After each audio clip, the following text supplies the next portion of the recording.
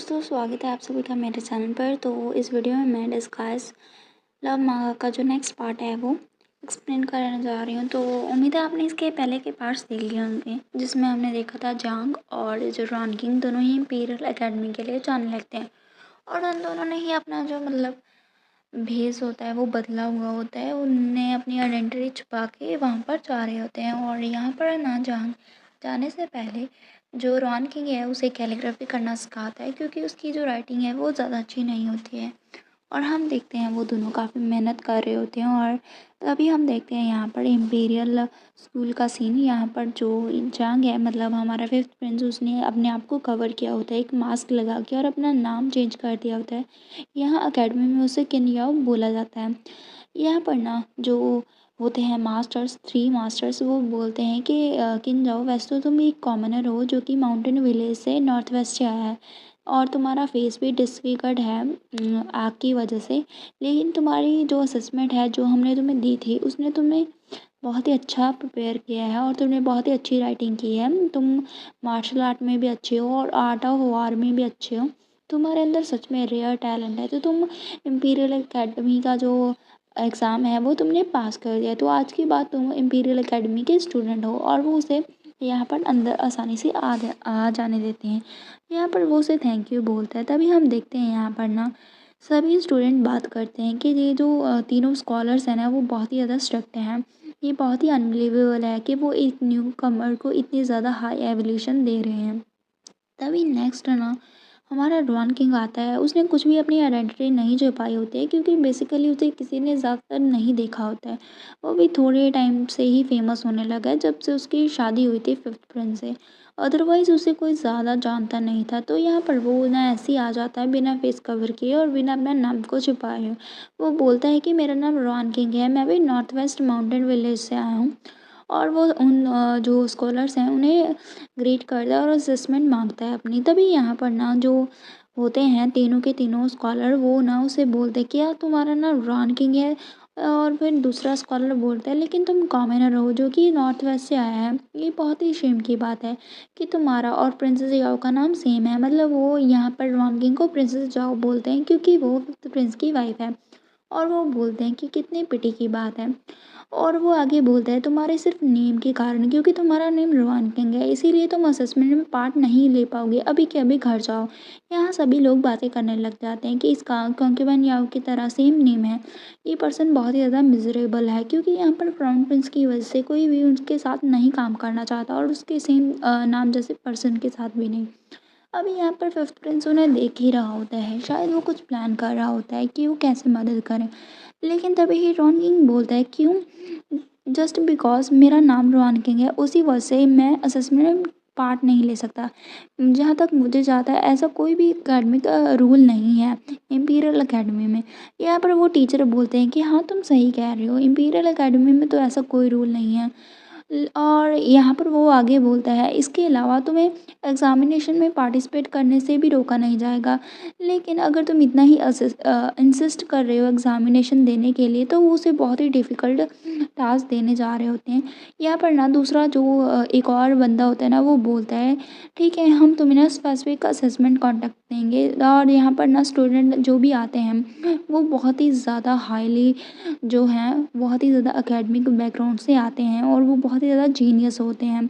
और वो आगे बोलता है जो असेसमेंट हम तुम्हें देंगे अगर तुम जीनियस भी होगे तब भी तुम्हारे लिए डिफ़िकल्ट होगा उस असेसमेंट को पास करना। तो तुम अपने आप को ह्यूमिलेट क्यों करना चाहते हो। बेसिकली वो बोल रहे होते हैं कि हम तुम्हें इतना ज़्यादा डिफ़िकल्ट असेसमेंट देंगे कि तुमसे पास ही नहीं होगा, इसीलिए अपने आप को ह्यूमिलेट मत करो और सीधा यहाँ से चले जाओ। यहाँ पर ना जैंग देखते हैं रॉन किंग को और रॉन किंग उससे बोलता है कि मैं पहले 3 स्कॉलर से बोलना चाहता हूँ कि आप जल्दी से मुझे क्वेश्चन पूछ लीजिए, मैं उसका जो आंसर है वो राइट कर दूँगा और बाद में हम देखेंगे कि कैसे असेसमेंट का रिज़ल्ट आता है। तभी सभी जो बच्चे हैं वो बात करते हैं कि ये न्यू कमर बहुत ही ज़्यादा इनोसेंट लग रहा है।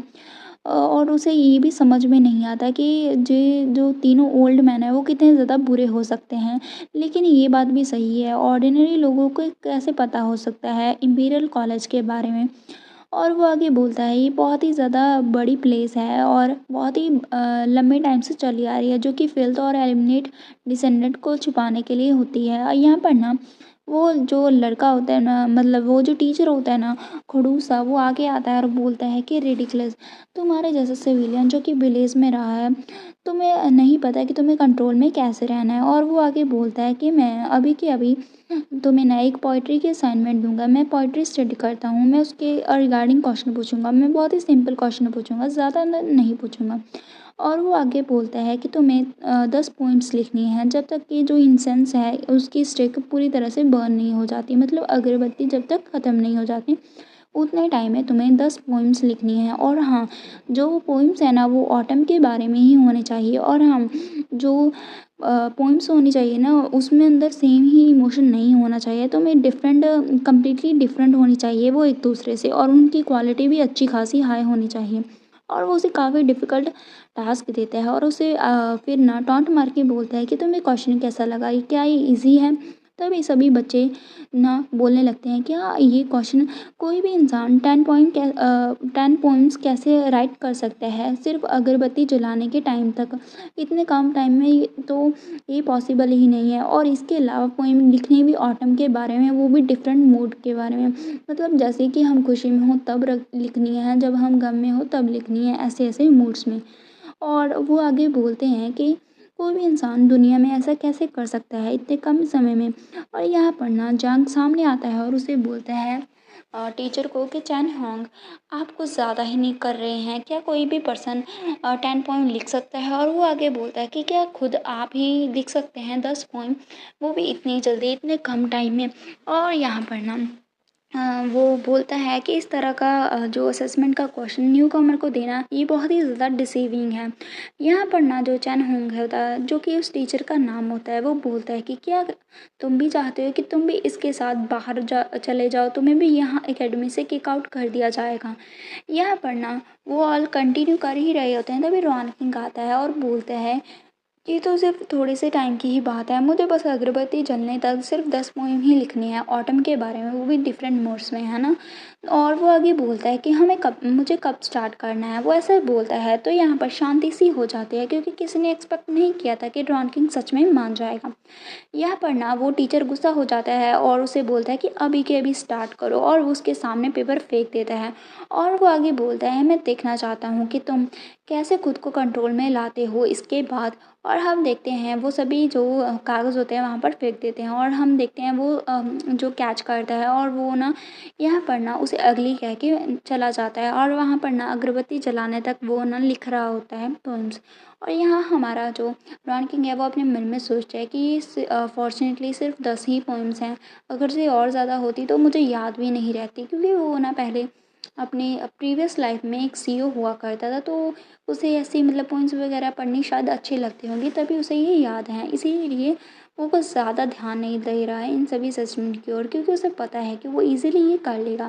तभी हम देखते हैं जो स्टिक होती है इंसेंस की वो जल जाती है, और यहाँ पर उसने जो पोएम भी लिख ली होती है, तभी जांग होता है वहाँ पर, वो उससे पूछता है कि क्या तुम ओके हो? अगर तुम नहीं हो, वो ऐसे अपनी हेल्प ऑफर करने वाला ही था, तभी रॉन किंग उससे बोल रहा है कि इट्स ऑलराइट, 10 पोएम्स ही तो हैं और मैंने ये लिख दी हैं, ये तो बस इतना ज़्यादा लिखने से मैं ना बहुत ही ज़्यादा थक चुका हूँ और कुछ भी नहीं। और वो ना उन पॉइंट्स को ना उसकी ओर बढ़ाता है, तभी जांग उससे बोलता है कि देखो तुम्हें और ज़्यादा प्रैक्टिस करने की ज़रूरत है। वो ऐसा इसीलिए बोलता है क्योंकि ना अभी रॉन किंग को टाइम लग रहा होता है लिखने में, और उसके हाथ भी दर्द करने लग गए हैं और उसकी राइटिंग भी ज़्यादा साफ नहीं होती है। तभी यहाँ पर ना जो चैन हैंग है वो आता है और वो उन दोनों को देखते हुए बोलता है कि तुम दोनों क्या ही विस्पर कर रहे हो। तो यहाँ पर जांग उससे बोलता है कि इसने कर लिया है, और यहाँ पर ना वो उनकी जो मतलब पेपर्स है ना वो जांग को देता है। जांग उससे बोलता है टीचर को कि रॉन किंग अब थक चुका है, तो इसीलिए मैं इन 10 पोएम्स को मतलब सुनाऊंगा आप सभी के सामने, जो कि उसने खुद से राइट की हैं।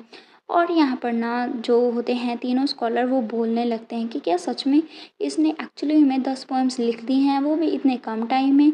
और वो दूसरा स्कॉलर बोलता है लेकिन इतने टाइम में, इतने कम टाइम में क्या ही लिखा जा सकता है, मुझे पता है ये बहुत ही ज़्यादा बुरी चीज़ होगी, इससे मेरे कान भी दुखने लग जाएंगे। तभी जो टीचर हान होंग होता है ना, चैन होंग, वो उससे बोलता है ठीक है तुम सुनाओ, मैं भी देखना चाहता हूँ। अगर वैसे भी उसकी जो राइटिंग बहुत ही ज़्यादा बुरी हुई तो पूरा जो रूम है वो हँसी उड़ाने लग जाएगा उसके लिए और फिर मुझे ब्लेम मत करना कि तुम्हें भी बाहर निकालने के लिए।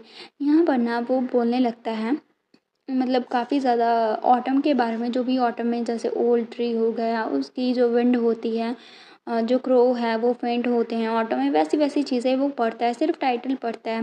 ये उसके वैसे वर्ड्स को सुन के ना जो टीचर चेन होंग है वो बोलता है कि ये तो सिर्फ़ कॉम्बिनेशन है 3 ऑटोमन सीनरी का, तुम इसे पोएट्री कह सकते हो, ये तो बहुत ही ज़्यादा रिडिकुलस है। यहाँ पर ना जो जांग है उसकी बातों को बॉदर नहीं करता, वो आगे बोलने लगता है स्मॉल ब्रिज और रनिंग वाटर, ये सभी चीज़ें और लोग, ऐसी-ऐसी चीज़ें वो पढ़ ही रहा होता है आगे कि सभी जो टीचर हैं अभी ना ध्यान से उसकी पोएम को सुनने लगते हैं, क्योंकि वो जो पोएम थी ना वो बहुत ही ज़्यादा अच्छी-अच्छी और डीप होती जा रही होती है। तभी वो बोलते हैं कि वैसे तो ये स्टिल अभी वैसी ही ऑटम सीनरी है जो कि थोड़ी बहुत टुगेदर की गई है, लेकिन अभी ये सडनली पता नहीं क्यों मेरे मतलब सामने ना ऑटम का नज़ारा आ रहा है उस पोएट्री को सुनते हुए, ऐसा उनको फ़ील हो रहा होता है। यहाँ पर ना जो जांग है वो कंटिन्यू करता है और यहाँ पर ना जो मतलब जांग होता है वो अपने मन में सोचता है कि इतना ज़्यादा डिसोलेट ऑटम के बारे में कैसे लिख सकता है रॉन किंग। रॉन किंग आखिर ऐसी कौन से मूड में था जो उसने इस तरह की पोएम लिखी है। यहाँ पर ना जो जांग अभी पोएम पढ़ रहा होता है ना, वो बहुत ही ज़्यादा उसकी मतलब लोनलीनेस के ऊपर लिखी होती है रॉन किंग ने, तो इसी वजह से वो सोच रहा होता है कि रॉन किंग को ऐसी क्या चीज़ बॉदर कर रही है।